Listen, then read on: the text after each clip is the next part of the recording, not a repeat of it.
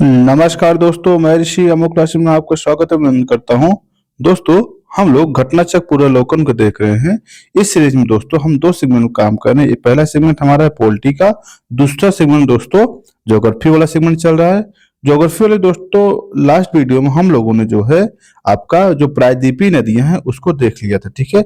आज का हमारा टॉपिक है जो प्रायद्वीपीय सिवा जो सिंधु नदी तंत्र है और अन्य जो छोटी छोटी नदियां हैं भारत के, जहां से आपके एग्जाम प्रश्न बनते हैं, उसको देखेंगे। साथ ही दोस्तों पॉलिटी में आपको बता दें, यहाँ तक हम लोगों ने आपातकाल उपबंध तक देख लिया है, ठीक है। अब उसके बाद टॉपिक कल आपको मिल जाएगी, ठीक है। साथ ही दोस्तों आप कुछ कुछ इन्फॉर्मेशन दे दें, जो कि आपकी एक समस्या जो बनी रहती है हर एग्जाम को लेकर, वो है करंट अफेयर। करंट अफेयर के लिए दोस्तों हमने एक नया सेगमेंट शुरू किया जिसका नाम है daily current affair. Daily current affair के तहत आपको डेली 10 क्वेश्चन की प्रैक्टिस कराई जाती है और साथ में उसका डिटेल दिया जाता है, ठीक है। और आपको दोस्तों उसका प्लेलिस्ट बन चुकी है, आप वहां जाकर उसको देख सकते हैं। साथ ही दोस्तों एक हमारा चैनल है टेलीग्राम, टेलीग्राम चैनल है जिसका नाम है अमुक क्लासेज। वहां पे सेम सर्च करके या उसका लिंक मैं डिस्क्रिप्शन बॉक्स में डाल दूंगा। वहां पे दोस्तों जो प्रीलिम्स लेवल के जो फैक्ट्स होते हैं वो अच्छी खासी मैं तैयारी करा रहा हूँ। हर ऐसे फैक्ट जो आपके एग्जाम के लिए भूल जाते हैं, जो आपके एग्जाम के लिए बहुत ही महत्वपूर्ण है, उसको कवर कराया जा रहा है, ठीक दोस्तों। साथ ही दोस्तों सभी पीडीएफ, सभी प्रकार की पीडीएफ जो है आपको उसी चैनल पर जाके मिल जाएगी, ठीक है। तो उम्मीद करते हैं आप इसे चैनल को लाइक करेंगे, सब्सक्राइब करेंगे। साथ ही दोस्तों वीडियो पूरा देखिए, 1 मिनट के अंदर किसी टीचर को आप जज नहीं कर सकते जब तक आप उसको पूरे वीडियो को, पूरे ओपिनियन को नहीं देखेंगे। दोस्तों ये जो मैं घटना चक्र पढ़ा रहा हूँ, मैं प्रशंसा तो नहीं कर रहा, लेकिन इतना जरूर बताऊंगा जिस हिसाब से मैंने समझाया है इतना कोई घटना चक्र पढ़ाने वाला नहीं समझाया है, ठीक है। इसलिए इसका लाभ उठाइए और चैनल को लाइक करें, सब्सक्राइब करें, ठीक दोस्तों। आज हम शुरू करते हैं अन्य नदी तंत्र। अन्य नदी तंत्र में देखते हैं भारत का अन्य कौन सी नदियां हैं जो आपके एग्जाम के लिए इंपॉर्टेंट है। दोस्तों अब आज चूंकि हम लास्ट वीडियो में क्या क्या देख लिए थे, गोदावरी, या देखिए हिमालयन नदी तंत्र देख लिए थे। हिमालयन नदी तंत्र हम लोग दो भागों में देखे थे, एक सिंधु, दूसरा ब्रह्मपुत्रा, तीसरा आपका गंगा, ठीक है। 3 तंत्र था, तीनों में से 2 हो चुके हैं। आज हम पहले शुरू करेंगे गंगा और सिंधु नदी तंत्र। साथ ही दोस्तों हम लोग नदियों में और देख लिए प्रायद्वीपीय जो नदियां थी उसके बारे में भी देख लिए, ठीक है। आज हम शुरू करने की जा रहे हैं सिंधु नदी तंत्र, ठीक है। देखिएगा अब इसमें जो पहली नदी है दोस्तों, सिंधु नदी क्या है, 5 नदियों से मिलकर बनता है। जो सिंधु नदी तंत्र है वो 5 नदियों से मिलकर बनता है। कौन कौन सी नदी सिंधु में, ध्यान दीजिएगा। पहली नदी है सिंधु की सहायक नदी है, सिंधु और सिंधु की 5 सहायक नदियां हैं। तो कौन सी है, एक होता है आपका झेलम, दूसरा होता है चेनाब, तीसरा होता है रावी, चौथा होता है ब्यास और 5वां होता है सतलज, ठीक। इसे हम 5 नदियां होते हैं, उन्हीं 5 नदियों के समूह को पूरा, हालांकि और नदियां होती है लेकिन ये 5 प्रमुख है, ठीक है। इन्हीं के समूह पे क्या बनता है आपका ये सिंधु नदी तंत्र बनता है। और ध्यान देना है दोस्तों, ये आपके मैंने नॉर्थ टू साउथ के क्रम में लगाया भी क्रम, पहले से पहले आप चलेंगे सिंधु मिलेगी, सिंधु के बाद क्या मिलेगी, चेनाब मिलेगी, रावी मिलेगी, ब्यास मिलेगी, सतलज मिलेगी। इससे बार बार आपसे क्रम पूछे जाते रहे एग्जाम में, इसलिए आप इसे आप ध्यान देंगे। चलिएगा शुरुआत करते हैं वीडियो की। क्या है, सतलज नदी का उद्गम तिब्बत के कैलाश पर्वत के मानसरोवर झील के निकट से होती है। क्या नाम है उसका, राक्षस ताल या राक्षस ताल, ठीक है। जो इसका उद्गम कभी कभी पूछा जाता है एग्जाम, नदियों का उद्गम बहुत महत्वपूर्ण होता है, इसलिए आप इसे ध्यान दीजिएगा, ठीक है। आगे क्या है, यह उत्तर पश्चिम की दिशा में बहते हुए सिपकिला के पास हिमाचल प्रदेश में, राज्य में प्रवेश करती। ध्यान देना है कहाँ प्रवेश करती, कहाँ मान लीजिए हिमालय है, सॉरी 1 मिनट, इसका मैं मैप दिखा दे, थोड़ा सा मैप देख लीजिए, थोड़ा सही रहेगा। आइए थोड़ा सा मैप देख लीजिए, नीचे इसे मैंने मैप लगा रखा है। ये है आपकी नदी तंत्र, ठीक है। अब इस नदी तंत्र आप देखेंगे, ये आपकी इंडस है जिसे हम सिंधु कहते हैं। कौन सी नदी, सिंधु नदी है, ठीक। ये आपकी झेलम है, ये लिखा है नाम। ये आपकी चेनाब है ऊपर वाली, नीचे वाली रावी है, ऊपर ब्यास है, फिर सतलज है। ये आपका क्रम दे रखा है। अब ये ध्यान दीजिए कि सतलज है ऐसे ही यहाँ से बहते हुए मानसरोवर से निकलती, कहाँ से निकलती, मानसरोवर, ठीक है। यहां से निकलते हुए लगभग 400 किलोमीटर जो है हिमालय के समांतर चलती है, कहाँ, उत्तर और पश्चिम की मुख पे, ठीक है। उसके बाद क्या करती है फिर, भारत के हिमाचल प्रदेश में, कहाँ पे, हिमाचल प्रदेश के शिवकिला दर्रे के पास से, कौन सा, शिवकिला दर्रे के पास क्या करती है, भारत में प्रवेश करती है, ठीक है। इसके बाद जाके ये कहाँ, सिंधु नदी में पाकिस्तान में जाकर मिल जाती है। ठीक है, अब इधर ध्यान दीजिए कि झेलम है आपकी, चेनाब है, रावी है, ब्यास है। एक बार मैप देख लीजिए कि मैप ज्योग्राफी मैप ही में इंपॉर्टेंट होता है और मैप से ही आपके प्रश्न बनते हैं। ठीक है, देखिएगा, उम्मीद करते समझ में आया होगा। चलते हैं। हिमालय पर्वत, हिमालय की सीढ़ियां काटकर गहरे गाछ का निर्माण करती है। ध्यान देना, जितनी नदियां पूर्ववर्ती नदियां हैं, पूर्ववर्ती नदी मतलब जो हिमालय के निर्माण से पहले से बह रही थी, और इधर जो आती हैं वो क्या करें, हिमालय को काटती हैं और गहरे गाछ के साथ भारत में प्रवेश करती हैं। भारत में ब्यास नदी जल को एवं पाकिस्तान में झेलम और रावी, चेनाब जल के संग्रह सहित मिठान कोट में क्या सिंधु में मिल जाती है। यहाँ ध्यान देखना है दोस्तों, ये इसे कहते हैं मिठान कोट। क्या कहा जाता है, मिठान कोट। मिठान कोट में क्या होता है, यहीं पे क्या करती है, सभी नदियां क्या करती हैं, आके आपस में मिलती हैं, इसके बाद जाके सिंधु में मिल जाती है। ठीक है, इसलिए ही इन्हीं 5 नदियों के ब्यास को जो कहा जाता है, इन नदियों के बीच का जो गैप होता है, जिसे जब आप कहते हैं ना पंजाब, आब मतलब क्या होता है, दो नदियों के बीच के जो स्थान होता है उसे आप कहा जाता है। इन्हीं के नाम पे चूंकि 5 नदियां थी, इन्हीं के नाम पे क्या बनता है, पंजाब। पंजाब क्या है, पंजाब एक बार इंटरव्यू में पूछा गया था, पंजाब क्यों कहा जाता है, उसका आंसर क्या है कि 5 नदियों के आपका समूह या दो आपका समूह है। ठीक है, आगे चलते हैं। आगे आपके इसकी कुल लंबाई कितना है, 1500 किलोमीटर है। सोन नदी की उत्पत्ति, हालांकि इसमें आगे आ जाइएगा, फिर देखते हैं। सोन नदी की उत्पत्ति मध्य प्रदेश के अनपुरा जिले के अमरकंटक से होती। लास्ट वीडियो हम लोग जब पढ़ रहे थे उसमें देखे सोन नदी का उद्गम कहाँ था, अमरकंटक से था। और यह सोन नदी मध्य प्रदेश में उद्गमित होकर उत्तर प्रदेश में, झारखंड और बिहार से प्रवाहित होते हुए पटना के समीप क्या करती है, गंगा में जाकर मिल जाती है। ठीक है, आगे चलते हैं। सोन की जो प्रमुख सहायक है, जो रिहंद नदी है, यह रिहंद और उत्तरी कोयल, रिहंद और उत्तरी कोयल जो है इसकी प्रमुख सहायक नदी है। ठीक है, आगे कोसी नदी का उद्गम नेपाल तिब्बत क्षेत्र के 3 धाराओं से सुन कोसी, अरूर कोसी और तमोर कोसी के संगम से होता है। जो कोसी नदी है इसका संगम वहां से होता है। और ध्यान देने वाली बात यह है, बिहार का शोक भी कहा जाता है। क्या, बिहार का शोक कहा जाता है। क्यों कहा जाता है, क्योंकि यह नदी को है अपने मार्ग परिवर्तन करने के लिए, आकस्मिक बाढ़ लादने के लिए। क्यों, क्योंकि बहुत जल्दी अपने मार्ग में परिवर्तित कर देते और एकाएक इसमें बाढ़ आ जाता है, इसीलिए इसे बिहार का शोक कहा जाता है। अब हमें बंगाल का शोक किसे या अभिशाप किसे कहते हैं, मुझे कमेंट बॉक्स करके बताइएगा। ठीक है, अगले क्या है, कोसी की लंबाई 720 किलोमीटर और कुर्सेला कटिहार बिहार के समीप गंगा में जाकर मिल जाती है। कहाँ मिलती है, बिहार के समीप में जाकर मिलती है। कहाँ, कटिहार के पास में। और कोसी नदी की 7 धाराएं हैं, जिसमें सुन, अरूण, तमोर प्रमुख हैं। ठीक है, कोसी 7 धाराओं में बटी हुई है। ठीक है, आगे चलते हैं। दामोदर नदी का उद्गम छोटा नागपुर के पठार से होता है। कहाँ से हो रहा है, छोटा नागपुर पठार से हो रहा है। यह नदी भ्रंश घाटी से होकर बहती है। भ्रंश घाटी मतलब जैसे आपने पढ़ा था लास्ट वीडियो में, हम लोग क्या देखे थे, जो आपकी नर्मदा थी और ताप्ती थी। क्या करी, ये दो नदियां कहाँ थी, एक विंध्यन, बीच में नर्मदा, फिर सतपुड़ा, फिर ताप्ती, ऐसी नदियां बह रही थी। क्या थी, भ्रंश घाटी का उदाहरण था। वही कह रहा है, ये जो दामोदर नदी है ये भी क्या है, भ्रंश घाटी की उदाहरण है। ठीक है, इसकी सहायक नदियां कौन कौन सी है, बराकर है, जमुनिया है, बरकरी है। ठीक है, ये क्या है, इसकी सहायक नदी है। दामोदर नदी अंत में रूपनारायण नदी के जल को संग्रह करती है। किसको, रूपनारायण नदी के जल को संग्रह करती है। ठीक है, कोलकाता के 55 किलोमीटर दक्षिण के हुगली से मिल जाती है। ठीक है, दामोदर नदी की कुल लंबाई कितनी है, 592 किलोमीटर है। एडन नहर 1938 में दामोदर नदी से निकलती है। यानी जो एडन नहर है, जो एडन नहर जो है, आपके यहाँ प्रश्न बना है कई बार एडन नहर को लेकर, और ये किसकी सहायक है, दामोदर से निकलती है। ठीक है, कहाँ से निकलती है, दामोदर नदी से निकलती है।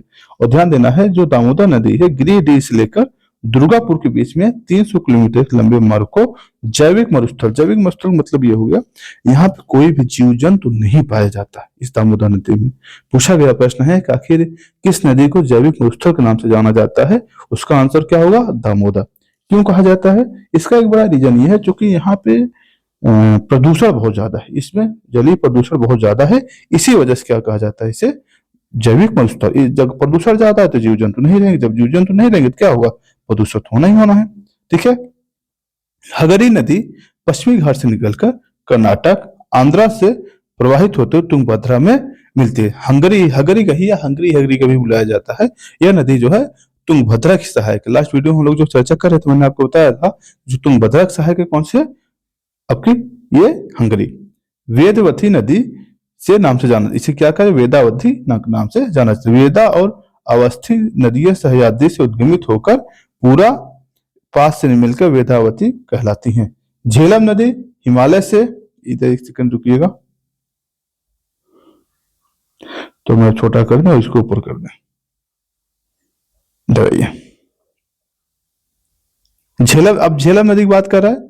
झेलम नदी जो है आपकी कहां से निकल रही, यह भी हिमालय के पास से निकलती है। क्योंकि हिमालयन नदी है हिमालय, ये कहाँ निकलती है, एक है वेरीनाग जल स्रोत से निकलती है। कहां से, वेरीनाग जल स्रोत से। पीर पंजाल पर स्थित है, पीर पंजाल जो पर्वत है वहां क्या है, एक वेरीनाग स्रोत है, वहीं से क्या करती है, उद्गमित होती है। और यह बुलर बुलर झील में मिलती है। कहां से, बुलर झील जो है आपका श्रीनगर में, वहीं पे जाकर मिल जाती है।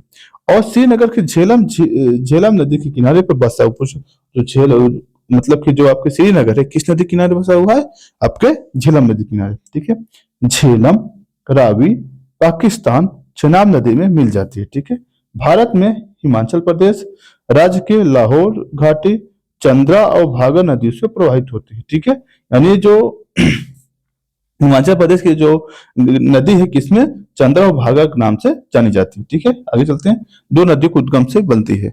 यह उद्गम चंद्रता के निकट ग्लेशियर से होकर चलती है, जबकि भागा बारालाचा के निकट से होकर निकलती है। ठीक है, झेलम की एक और सहायक नदी जिसका नाम क्या है, किशनगंगा। और चंद्रा और भागा मिलकर क्या कहलाती है, चंद्रा और भागा जब नदियां मिलती हैं उसे चेनाब कहा जाता है। चेनाब जो नदी है, चेनाब दो नदियों के मिलने से बनती है। कौन कौन सा, एक है चंद्रा, दूसरा है भागा। दो नदियों के उद्गम से बनती है, दो नदियों के मिलने से मिलते हैं। आपको मैं कुछ एक्स्ट्रा फैक्ट बता दूं। ठीक है, क्योंकि एक्स्ट्रा फैक्ट जरूरी है, इसमें कूद कूद के दिया गया है, आपको ये जानना जरूरी है। एक नदी है सिंधु, सिंधु। दूसरी है झेलम, तीसरी है चेनाब, चौथी है आपकी ब्यास, पश्चिमी झेलम चेनाब रावी। रावी यहाँ रावी होगा। ठीक है, रावी, झेलम, चेनाब, रावी, ब्यास, सतलुज। ठीक है, ये नदियां हैं। जो सिंधु नदी है दोस्तों, सिंधु नदी जो उद्गम हो रहा है कहां से हो रहा है, सिंधु नदी का उद्गम होता है आपके कैलाश पर्वत से। कहां से होता है, कैलाश से पर्वत से।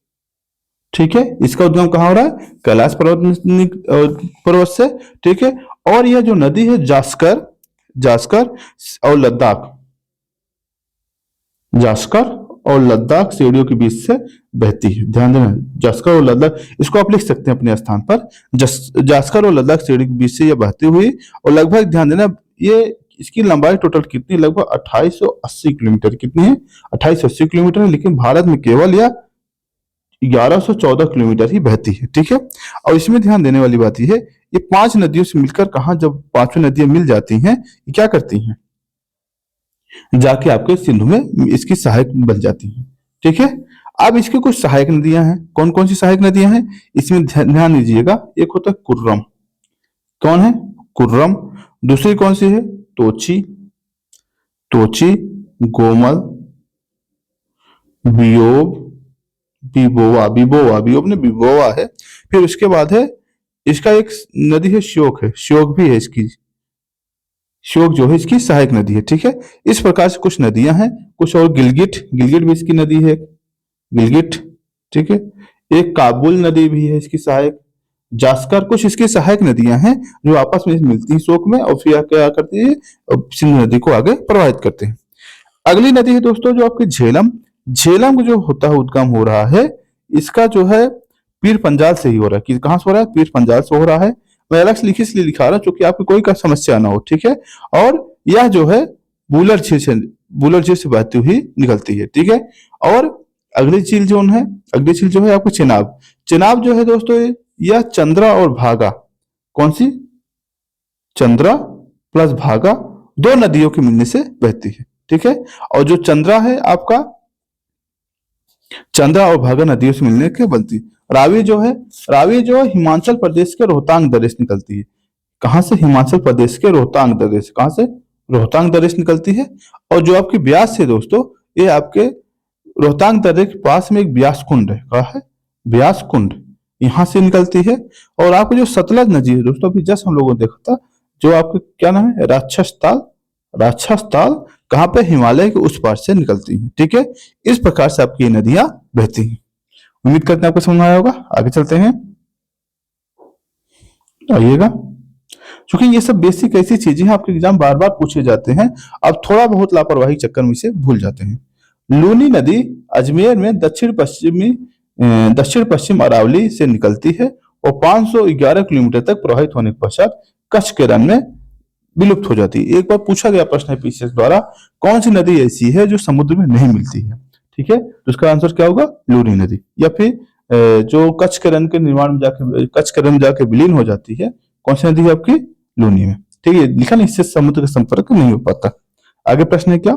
श्योक नदी को काराकोरम क्षेत्र में मृत्यु की नदी के नाम से जाना जाता है। क्या कहा जाता है? मृत्यु की नदी। ठीक है, आगे चलते हैं।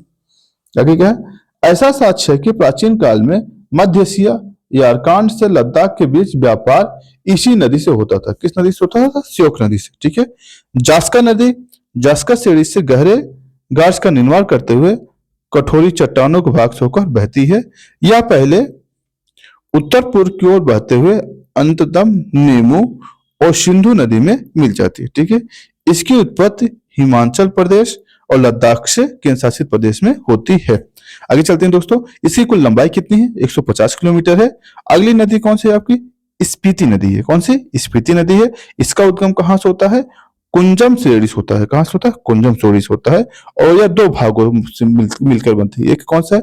एक कंजिमा होती है, दूसरा पिंगलुल होती है। ठीक है, इसके मिलने से क्या होता है? ये कुंजम नदी का निर्माण होता है। ठीक है, और ध्यान देने वाली बात यह है, 60 मील बहने के बाद ये करते हिमाचल प्रदेश में किन्नौर जिले के नामगिया के पास क्या करते? सतलज में मिल जाती। कौन सी? कुंजम नदी। ठीक है, किसकी सहायक है? सतलज की सहायक है। ठीक है, आगे क्या है? काली नदी है। काली नदी जो है दोस्तों पश्चिमी घाट के पर्वतीय क्षेत्र में स्थित है। कहाँ पे? कर्नाटका जिले में। और यह क्या है? डिग्गी गांव के से उद्गमित होकर और चाप से पश्चिम की ओर प्रवाहित होकर अरब सागर में मिल जाती है। यानी जो ये आपकी काली नदी है, कहाँ मिलती है? आपके अरब सागर में ही जाकर मिल जाती है। यानी किस तरफ बहती है? पश्चिम की ओर बहने वाली नदी है। ठीक है, आगे चलते हैं। फिर है असम और बंगाल सीमा पर एक ब्रह्मपुत्र नदी मिलती है। कौन सी? असम क्या है और बांग्लादेश के सीमा पर क्या कहते हैं? ब्रह्मपुत्र नदी मिलती है। और माही नदी कहाँ है? ये आपके मध्य प्रदेश में है, जो खांडू से निकलकर राजस्थान के बांसवाड़ा जिले में प्रवेश करती है। ठीक है, यह नदी नरवाली तक बहने के पश्चात दक्षिण पश्चिम होकर गुजरात में प्रवाहित होती है और खंभात की खाड़ी में गिर जाती है। कौन सी? आपकी माही नदी। कहाँ मिलती है? खंभात की खाड़ी में गिर जाती है। आगे क्या है? मीठी नदी आपके सामने। मीठी नदी दोस्तों महाराष्ट्र की है और जो बिहार झील से अपवाहित होती है, उद्गमित होती है। एक वहां बिहार झील है, हालांकि बहुत प्रदूषित हो चुका झील है, लेकिन अभी भी है वहां पर।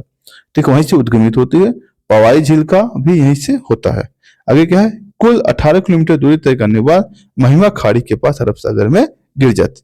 तेल नदी जो है दोस्तों, लास्ट वीडियो में हम लोगों ने देखा था, तेल जो है महानदी की सहायक नदी है और यह कपिली और नदी क्यों ब्रह्मपुत्र की सहायक नदी है, जो कहां से निकलती है? आपके वहां से क्या नाम है कि मेघालय वाले क्षेत्र से निकलती है। ठीक है, जाके ब्रह्मपुत्र में मिल जाती है। आगे क्या है देखिएगा, आगे कुछ नदियां हैं, उसके उद्गम स्थान है और संगम माने कहाँ मिलती है उसकी बात कर रहा है।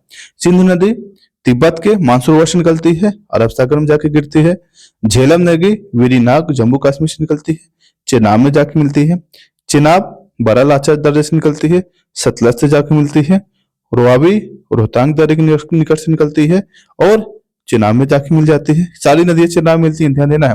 ब्यास जो है, लेकिन ये चेनाब नहीं बल्कि सतलज के सहायक है और रोहतांग दर्रे के पास से निकलती है। ठीक है, आगे देखिएगा। आगे है सतलज जो है रक्षक ताल तिब्बत से निकलती है और सिंधु नदी मिल जाती है। लूनी अरावली श्रेणी से निकलती है और कच्छ के रण में जाकर विलीन हो जाती है। ठीक है, आगे माही नदी मध्य प्रदेश निकलती है और खंभात खाड़ी में जाकर गिर जाती है। अब कुछ इसमें कुछ नदियां दी गई, उसकी सहायक नदियां दी गई हैं और जो आपके एग्जाम में सुमेलित करने के लिए ज्यादातर पूछे जाते हैं, इसको देख लीजिएगा। क्या है? सिंधु नदी, इसकी सहायक कौन कौन सी है? झेलम है, चेनाब है, रावी है, ब्यास है, सतलज है, जास्कर है, श्योक है, नुब्रा है, गिलगिट है, हुंजा है, काबुल है, आदि नदियां हैं। झेलम जो है किशनगंगा है, सतलज जो है स्पीति नदी है। ठीक है, आगे चलते हैं दोस्तों। ये थे हमारे स्टैटिक पोर्शन। ठीक है, ये थे हमारे स्टैटिक पोर्शन। अब चलते हैं इससे संबंधित क्या प्रश्न बने हैं आपके एग्जाम में, इसकी चर्चा करते हैं। ठीक है, पहला प्रश्न क्या है? सिंधु नदी प्रणाली के संदर्भ में 4 नदियों में से 3 नदियां इनमें से किसी एक नदी पे मिलती है और सीधे सिंधु नदी में मिल जाती है। ध्यान देना दोस्तों, सभी नदियां आके और निम्न में से कौन सी एक नदी ऐसी है जो सिंधु से सीधे मिलती है? ध्यान देना है सतलज। सतलज नदी जो है दोस्तों, जो डायरेक्ट सिंधु में मिलती है, लेकिन बाकी नदियां आके जहाँ कहाँ मिल जाती है? चेनाब मिल जाती है। किसमें? चेनाब में। देखिए मैप देख लीजिए, इसका मैप बहुत जरूरी है। देखिएगा, मैं दिखाता हूँ, इधर आओ भाई, कहाँ थे तुम, जरा ये इस मैप को ध्यान से देखेंगे, इस मैप को ध्यान से देखिएगा। अब देखिए ये जो मैप है देखिएगा, ये आपकी सिंध नदी ऊपर वाली, ये ऊपर वाली क्या है? आपकी सिंध नदी है, ये ऊपर वाली सिंध नदी है।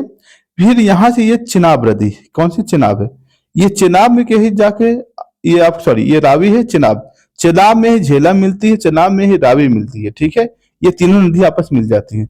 लेकिन ये जो सतलज नदी है आपकी, डायरेक्ट जाके क्या कर, ये देखिए डायरेक्ट जाके सिंधु में मिलती है। सभी नदियां पहले सतलज मिलती है, उसके बाद सभी जाके कहाँ कर जाती है? सिंधु नदी मिल जाती है। ठीक है, इसलिए कह रहा है कि कौन सी ऐसी नदी है जो डायरेक्ट मिलती है, ना कि इनडायरेक्टली रूप से। तो क्या होगा उसका आंसर? सतलज। ठीक है, आगे चलते हैं।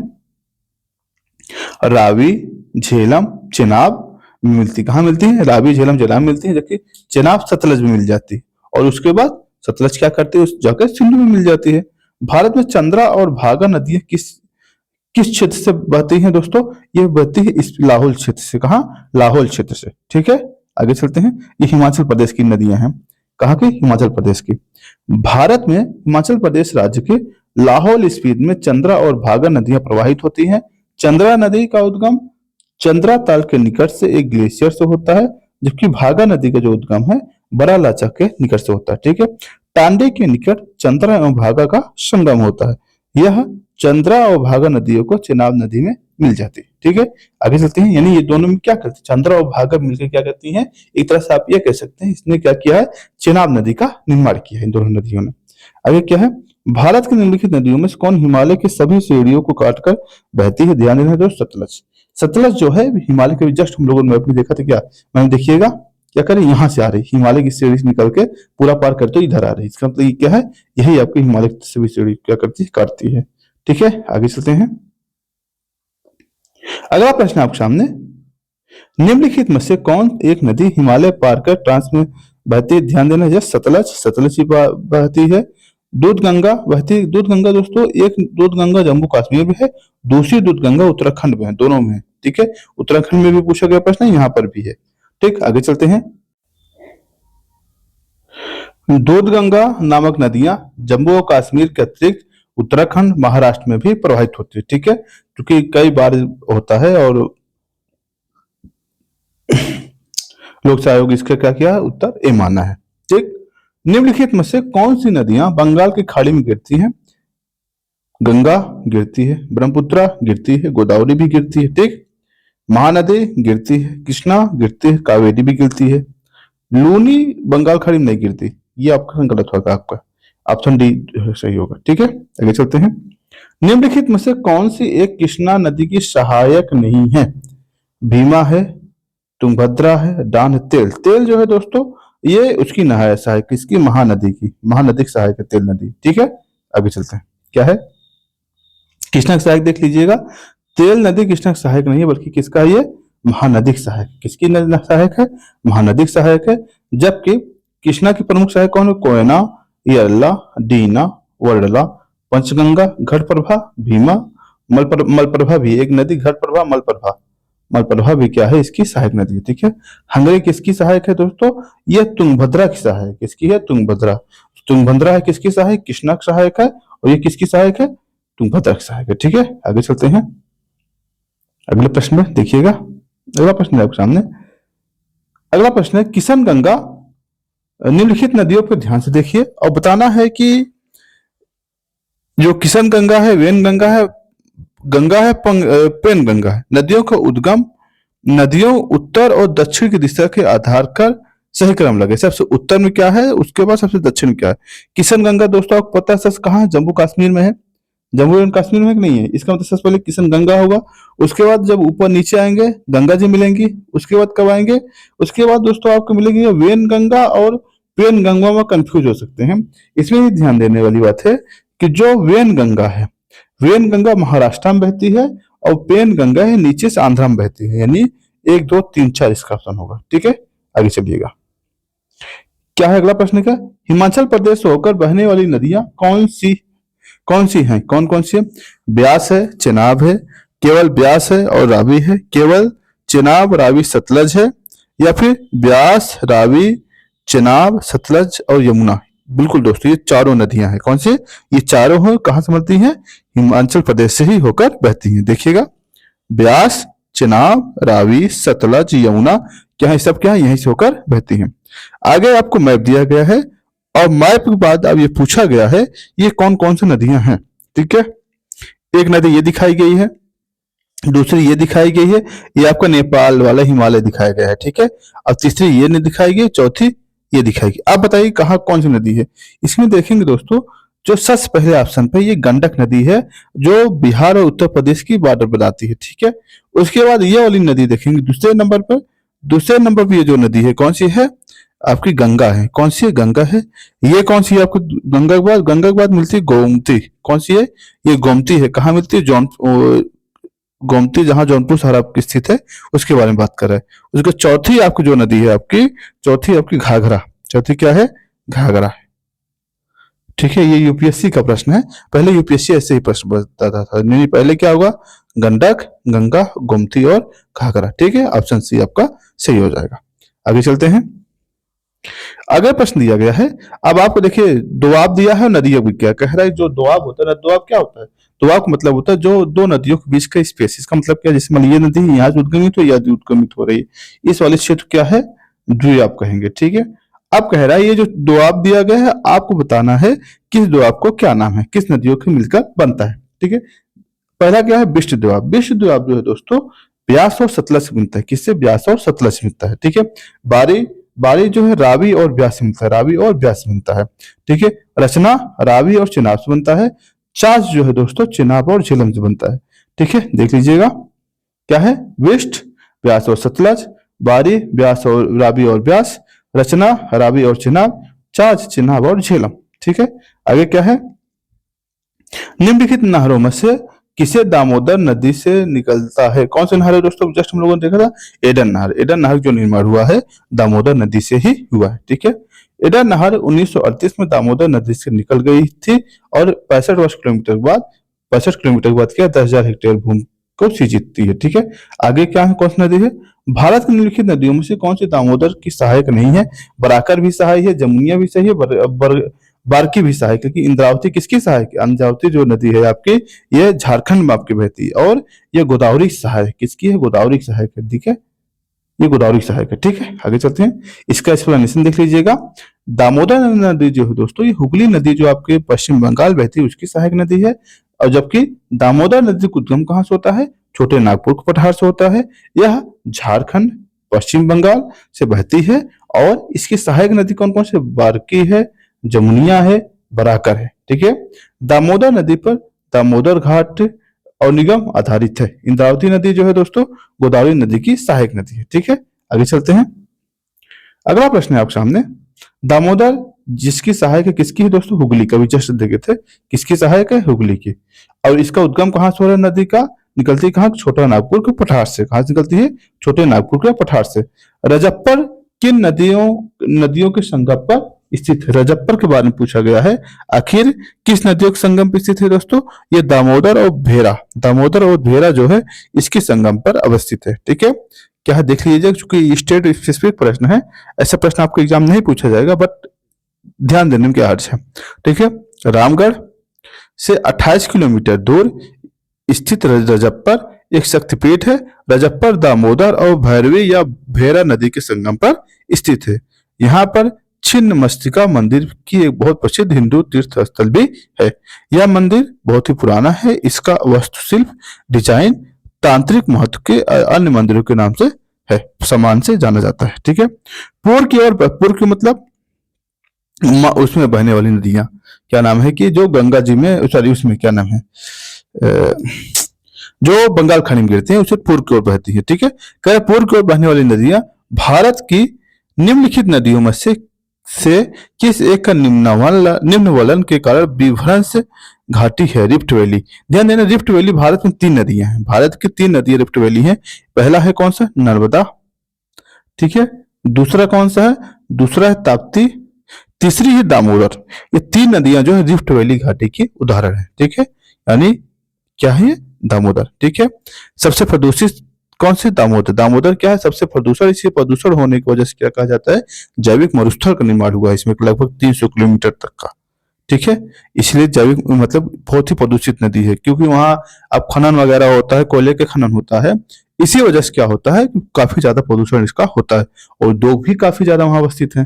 ठीक है, आगे चल रहे हैं। निम्नलिखित में से किस नदी के ऊपरी मार्ग को मीठा जल परंतु निचले मार्ग में खारे जल को प्रवाहित होता है? दोस्तों, ये बहुत गजब प्रश्न है, और इसका जो प्रश्न का आंसर होगा क्या होगा? लूनी नदी होगी। कौन सी होगी? लूनी नदी। लूनी नदी एक ऐसी है जो इसी प्रकार से बहती है। ठीक है, आगे चलते हैं। अच्छा, इधर है, देखिएगा, इसका एक्सप्लेनेशन देख लीजिए, क्योंकि इससे संबंधित अदर प्रश्न भी बन सकते हैं, इसलिए इसका एक्सप्लेनेशन देखना जरूरी है। क्या है? राजस्थान की लूनी नदी का उद्गम अजमेर के निकट अरावली श्रेणी से स्थित नागा पहाड़ी से होता है। ठीक है, प्रारंभ में इसे सागरमती के नाम से जाना जाता है। बाद में पुष्कर झील से निकलने वाली इसकी एक सहायक नदी है जिसका नाम है सरस्वती। सरस्वती से जब ये मिल जाती है दोस्तों, लूनी नदी कहलाती। क्या कहलाती है? लूनी नदी कहलाती है। प्रारंभ में क्या इसका नाम है? इसका प्रारंभ इसका नाम है सागरमती। अपने प्रवाह मार्ग के ऊपरी मार्ग में लगभग 100 किलोमीटर तक इसमें मीठा जल पाया जाता है। ठीक है, परंतु बाड़मेर बालतोरा में पहुंच इसका जल क्या लवड़ी और खारा हो जाता है, और जो यहाँ के जल प्रवाह को क्या करता है? लवण मृदा होने के कारण क्या करता है? इसको लवड़ी बना देता है। ठीक है, इस प्रकार भूमि बंधित नदी, कैसी नदी है? भूमि बंधित नदी का मतलब ये होता है ऐसी नदियां जो समुद्र में ना मिले और भूमि में ही विलीन हो जाए। ठीक है, वो कच्छ कदन में क्या करती है? विलीन हो जाती है। इसी कारण इसका कारण क्या है? लूनी नदी जो है संस्कृत नाम लौड़ावती या फिर सॉल्ट रिवर कहा जाता है। ठीक है, आगे चलते हैं। भूमि बंधित नदी है कौन सा नदी है दोस्तों? लूनी। भूमि बंधित क्यों? क्योंकि यह समुद्र में नहीं मिल पाती। ठीक है, आप अगला सामने क्या है? ऑप्शन क्या है? देखिएगा, लूनी नदी के संदर्भ में आपको कौन सा कथन सही है इसके बारे में बताना है। यह बहकर खंभात खाड़ी में जाती, कभी खंभात खाड़ी में जाती नहीं, कहाँ मिलती? कच्छ के रण में विलीन हो जाती। यह बहकर कच्छ की खाड़ी में चली जाती, कच्छ के रण में, ध्यान, खाड़ में नहीं, खाड़ी में नहीं जाती, ये भी गलत है। पाकिस्तान की ओर बहते सिंधु सहायक है, नहीं। कच्छ के रण में दलदली भूमि में लुप्त हो जाती, बिल्कुल। यही ऑप्शन क्या है आपका? डी आपका सही है। ठीक है, आगे चलते हैं। अंतःस्थलीय नदी का उदाहरण है। अंतःस्थलीय का मतलब क्या हो दोस्तों? ऐसी नदी जो केवल भूभाग के अंतर्गत ही होती हैं और बाहर ये प्रवाहित नहीं होती। इसका क्या आंसर होगा दोस्तों? आपका माही है, नर्मदा है, घग्गर है या कृष्णा है? कौन सी ऐसी नदी है? इसका जो आंसर होगा आपका घग्गर। जो घग्गर नदी है दोस्तों केवल क्षेत्र में, मतलब भारत के अंदर है, किसी सीमा आकर नहीं मिलता। ठीक है, आगे क्या है? वर्ष 2008 में बिहार के कौन सी नदी अपने मार्ग परिवर्तन किया और आपदा की स्थिति उत्पन्न की? बहुत फेमस प्रश्न है, ध्यान देना है। यह बार बार आपसे प्रश्न पूछा गया है, और कोसी नदी एक ऐसा है जो मार्ग परिवर्तन के लिए क्या है? बहुत फेमस है। क्या है आपकी? कोसी नदी। ठीक है, आगे चलते हैं। और इसे क्या कहते हैं? बिहार का शोक भी कहा जाता है। क्या कहा जाता है? बिहार का शोक। ठीक है, आगे चलते हैं। खैर, प्रश्न दिख जा रहा है, प्रश्न दिखना नहीं चाहिए, क्योंकि खैर आप लोग प्रैक्टिस करते ही रहिए, क्योंकि अपने मन में आप लोग एक बार जैसे मैं आंसर बोलूं, आंसर दूं, इससे पहले आप सोच लिया कि इसका आंसर क्या होगा। ठीक है, क्योंकि यही आपके लिए, जो आप सोचे रहेंगे, यही आपके लिए बहुत इंपॉर्टेंट है, क्योंकि आपको यही रिकॉर्डिंग चीज चाहिए। ठीक है। और इसको दोस्तों जितनी बार आप देख लेंगे वीडियो, एक बार देखिएगा, साथ में बुक खोले रहिए, देखिए इतना गजब याद हो जाएगा। दोबारा आपको मैं कह रहा हूँ, आपको पढ़ाई के लगभग 70% चीजें यहीं सब की कंप्लीट हो जाए। कुछ ही कॉन्सेप्ट होगा जो आपको ढूंढना पड़ेगा, और मैं यही कोशिश कर रहा हूँ मैक्सिमम कॉन्सेप्ट आपको मिल जाए ताकि आपको कोई समस्या ना हो। ठीक है, देखिएगा। निम्न नदियों में से सबसे अधिक नदी पद परिवर्तन के लिए जाना जाता है कौन है दोस्तों? कोसी। किसको जाना जाता है? कोसी। मार्ग परिवर्तन के लिए जाना जाता है कोसी। खारी नदी जिसका अफवाह तंत्र का अंग है दोस्तों? बंगाल खाड़ी की। जो खारी नदी है किसकी अफवाह तंत्र की है? बंगाल खाड़ी में। देखिएगा, खारी नदी चंबल की सहायक नदी है, चंबल यमुना की सहायक नदी है, और यमुना गंगा की सहायक नदी है। तो जो बंगाल खाड़ी में गिरती है, इस प्रकार क्या है, खाड़ी जिसकी किसकी सहायक है? आपकी बंगाल के खाड़ी की। ठीक है, आगे चलते हैं। अगला प्रश्न है आपके, निम्न में से कौन सी नदी का स्रोत हिमनदों से नहीं है? यानी एक ऐसी नदी है जो हिमनद से नहीं है। क्या है? अलकनंदा। अलकनंदा जो स्रोत है, तो सॉरी सॉरी सॉरी मुझे ये दिख रहा, यमुना, कोसी, मंदाकिनी। अब दिखाई जो कोसी नदी है ये हिमनदों से नहीं होती, जो कोसी नदी है ये हिमनदों से नहीं होती, देख लीजिएगा। तो मुझे ये अमरकंटक समझ में आया था, इसलिए गलत बोल दिया, सॉरी इसके लिए। कोसी नदी 3 धाराओं सुन, अरुण और तमोर कोसी के संगम से निर्मित होती है, और अतः इस प्रश्न में क्या है, कोसी सर्वाधिक उपयुक्त होगी। ठीक है, आगे चलिएगा। त्रिवेणी नहर किस नदी से निकल आता है दोस्तों? गंडक। जो त्रिवेणी नहर है कहां से निकलती है? गंडक नदी से निकलती है। गंडक, हाँ, गंडक नदी से निकलता है। ठीक है, आगे चलते हैं। त्रिवेणी नहर किस नदी से निकलता है? फिर प्रश्न है आपके गंडक से। ठीक है, अगला प्रश्न है आपको कुछ नदियां दे रखा है, आपको पूछा उसको उत्तर से दक्षिणी क्रम में लगाना है। ठीक है, क्या लगाना है? अब इसमें देखिए, सबसे पहले क्या आपको शोक होगा ऊपर से, अगर इस नदी, चूंकि आपको ये जम्मू कश्मीर की नदियां दे रखा है, सबसे पहले क्या होगा? शोक होगा। शोक बाद आएगा जास्कर। क्या आएगा? शोक बाद क्या आ जाएगा? जास्कर आएगा। जास्कर बाद आता है दोस्तों स्पीति। स्पीति आ जाएगा। स्पीति के बाद क्या आ जाएगा? सतलज। क्या आ जाएगा? सतलज। ठीक है, यानी एक शोक, जास्कर, स्पीति, सतलज, ऑप्शन बी आपका क्या हो जाएगा? सही हो जाएगा। ठीक, आगे चलते हैं। संथाल परगना से लगने वाला टुमका जिला हिजला मेला किस नदी के तट पर लगता है दोस्तों? अब बताइएगा, किस नदी के लगता है? ये मयूराक्षी, जो वहां पर कौन सी नदी है? मयूराक्षी नदी है, उसी किनारे ये लगता है। ठीक है, आगे चलते हैं। आगे राज्य दिया है, नदियां दिया है, कहा कौन सी नदी है? उत्तर प्रदेश और मध्य प्रदेश के बीच में कौन सी नदी है? अब बताइए। दो राज्यों की पहली बार दो नदियों को जोड़ने की परियोजना की मत समझौता हुआ, और यह समझौता किसके किसके बीच में, इसकी बात किया जा रहा है। आप सुना होगा, विश्व प्रसिद्ध है। विश्व प्रसिद्ध इसलिए कह रहा हूं, हर जगह इसकी चर्चा है। क्या? उत्तर प्रदेश और मध्य प्रदेश जो केन और बेतवा लिंक नहर लिंक परियोजना चल रही, इसकी बात में ये बहुत ही फेमस है ये। ठीक है, क्यों? क्योंकि एक ऐतिहासिक कदम है भारत के लिए कि किसी नदियों को जोड़ना। ठीक है, केन बेतवा लिंक परियोजना मध्य प्रदेश के तत्कालीन मुख्यमंत्री बाबूलाल गौर, उत्तर प्रदेश तत्कालीन मुख्यमंत्री मुलायम सिंह यादव, केंद्र सरकार के तत्कालीन जल संसाधन मंत्री प्रियदास मुंशी के मध्य समझौता के हस्ताक्षर है। ठीक है, आगे चलते हैं। अगला प्रश्न है आपका, उत्तर प्रदेश के और मध्य प्रदेश में संयुक्त राजघाट नदी परियोजना लागू की गई किस पे है दोस्तों? बेतवा नदी पे। किस पे है? बेतवा नदी पे है। अन्य कोई है इसमें? अन्य कोई नदी बताइएगा जो बेतवा नदी में जो परियोजनाएं चल रही हैं, आप मुझे कमेंट बॉक्स में इसका आंसर दीजिएगा। ठीक है, आगे क्या? राजघाट नदी राजघाट नदी घाटी परियोजना उत्तर प्रदेश मध्य प्रदेश संयुक्त रूप से स्थापित परियोजना है।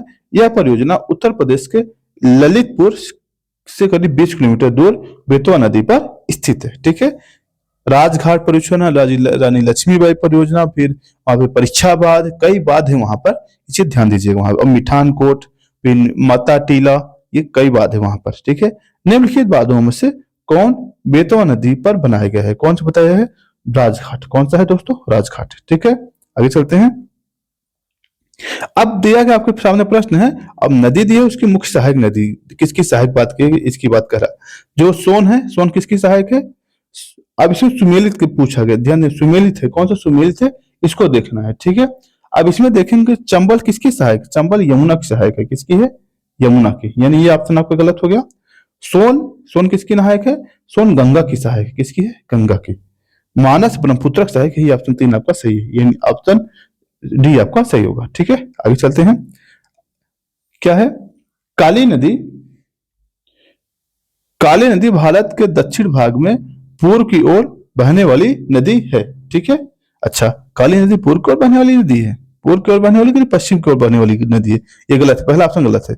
यानी पहला गलत है, आठ सही होगा अपने आप। ऐसे स्टेटमेंट पर अगर आपका स्टेटमेंट आपका गलत होता है तो अपने आप दूसरा सही हो जाता है। ठीक है, आगे चलिएगा।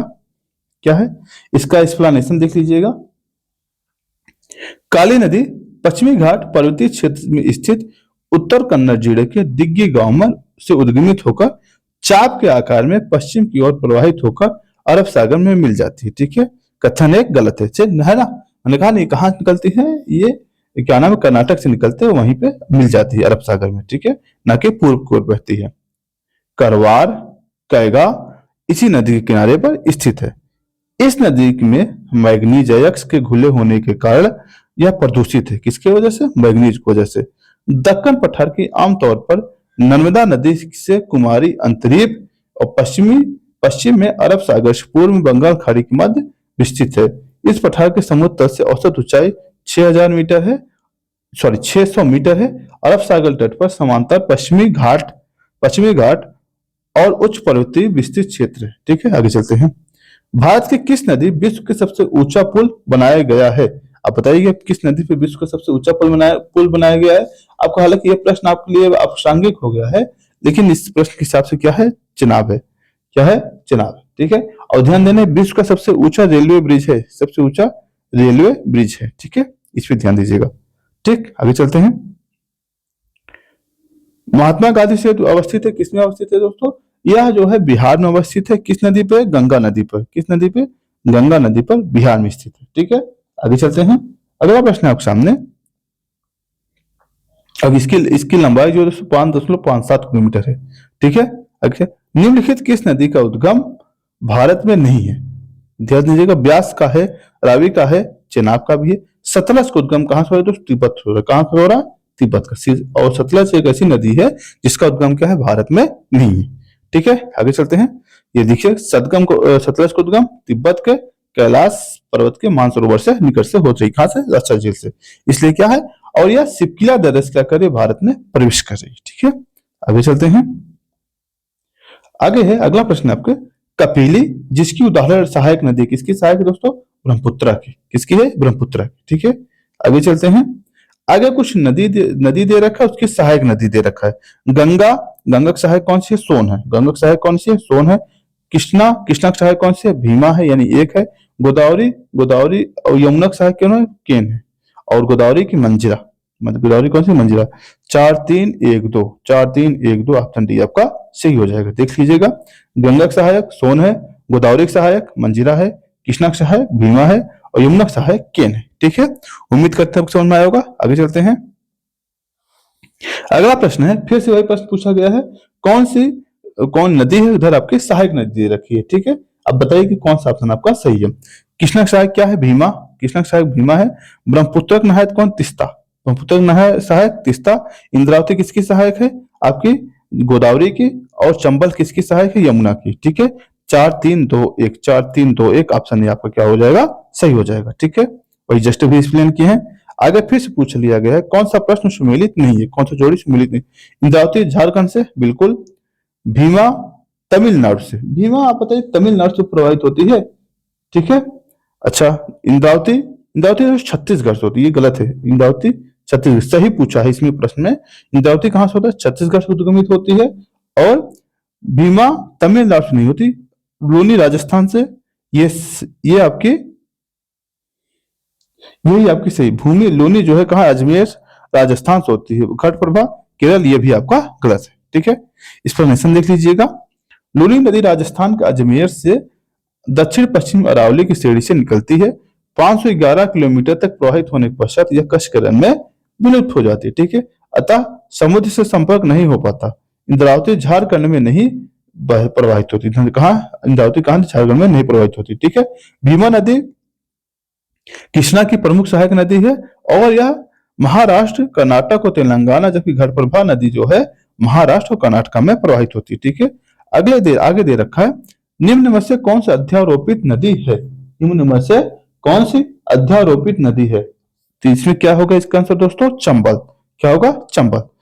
पूर्ववर्ती नदियों के समान ही या अध्यारोपित नदी है जो अपने प्रवाह स्थल की संरचना समायोजित नहीं होती। इसका क्या मतलब है? यानी ऐसी नदी जैसे वो अपना मार्ग स्वयं बनाती है, सिंपल कहिए कि ऐसी नदी जो अपना मार्ग स्वयं बनाती है या ढाल का अनुसरण नहीं करते, जिधर मन चाहा उधर चली गई और रास्ता बनाते हुए चली गई, तो इसे क्या कहते हैं? अध्यारोपित नदी या जो ढाल का अनुसरण नहीं करती है। ठीक है, आगे चलते हैं। अगला प्रश्न है, संकोश नदी किसकी सीमा बनाती है? जो संकोश नदी दोस्तों, यह असम और पश्चिम बंगाल के बीच सीमा बनाती है। किसके किसके बीच? असम और पश्चिम बंगाल के बीच। ठीक है, आगे चलते हैं। आगे आपके सामने है, निम्नलिखित में से कौन सी नदी मध्य प्रदेश से निकलती है और खंभात खाड़ी में गिर जाती है? क्या नाम है इसका? माही नदी। और माही नदी एक ऐसी नदी है जो कर्क रेखा कितनी बार काटती है? 2 बार। कर्क रेखा को 2 बार काटती है। ठीक है, आगे चलते हैं। किशन गंगा किसकी सहायक दोस्तों? झेलम की सहायक है। किसकी है? झेलम की सहायक है। मुंबई की मीठी नदी किस झील से निकलती है दोस्तों? ये बिहार झील से निकलती है। कितनी? कहां से? बिहार झील से। ठीक है, आगे चलते हैं। बिहार झील से निकलती है। अगला प्रश्न है, आपको आपको सूची दी गई है, मिलाना है। अब ये उद्गम क्षेत्र है, नदी दी है। अब बताइएगा, कृष्णा के जो उद्गम था कहाँ था? कृष्णा का उद्गम जो था दोस्तों महाबलेश्वर से थे, महाबलेश्वर से। और कावेरी ब्रह्मगिरी, ये भी सही है। झेला वेरी नाग झरना, ये भी झील है। स्वर्ण रेखा छोटा नागपुर पठार से, ये भी आपका सही, यानी 1 2 3 4 ऑप्शन क्या होगा आपका? सही होगा। ठीक है, आगे आइएगा, देखिएगा। ब्रह्मगिरी, कावेरी, वेरीनाग, झेलम, महाबलेश्वर, कृष्णा और छोटा नागपुर कहां से? आपका स्वर्ण रेखा से। निम्नलिखित में से कौन सी नदी भ्रंश घाटी में प्रवाहित के लिए प्रसिद्ध है? दामोदर। कौन सी? दामोदर। ठीक है, देख लीजिएगा। प्रश्नगत नदियों में दामोदर नदी के भ्रंश घाटी के प्रवाह के लिए प्रसिद्ध है। यह झारखंड राज्य के छोटा नागपुर पठार के खमरपा पहाड़ी से निकलती है। यह हजारीबाग पठार और रांची पठार से प्रवाहित होती है। ठीक है, आगे चलते हैं। आगे फिर दिया है और नदी दिया है, उधर उसकी सहायक नदियां दिया गया है। आपको देखना है कौन किसकी सहायक नदी है। गोदावरी की सहायक कौन सी है? गोदावरी की सहायक बताइए दोस्तों। गोदावरी की सहायक इसमें से पेनगंगा है। कौन सी? पेनगंगा है। ठीक है, और दामोदर, दामोदर जो सहायक है आपकी बराकर नदी है। कौन सी है? बराकर नदी है। और इसकी महानदी की शिवनाथ है और कावेरी की आपकी भवानी है। कावेरी क्या होगी? भवानी होगी। ठीक है, देखिएगा, वर्धा, पेनगंगा और वर्धा, चूंकि है क्या इसमें इसलिए ऑप्शन दे रखा है, मैं समझाता हूँ। वर्धा, पेनगंगा, महानदी, शिवनाथ, दामोदर, बराकर और कावेरी भवानी। दरअसल वास्तव में डायरेक्टली पेनगंगा उसमें नहीं मिलती गोदावरी में, बल्कि पेनगंगा वर्धा मिलती, वर्धा जाकर गोदावरी मिलती है। ठीक है, इस हिसाब से। ठीक है, आगे चलते हैं। आगे अगला टॉपिक है दोस्तों, नदियों किनारे बसे साथ। दोस्तों इसको हम नेक्स्ट वीडियो में देखते हैं। आज के लिए इतना ही, धन्यवाद।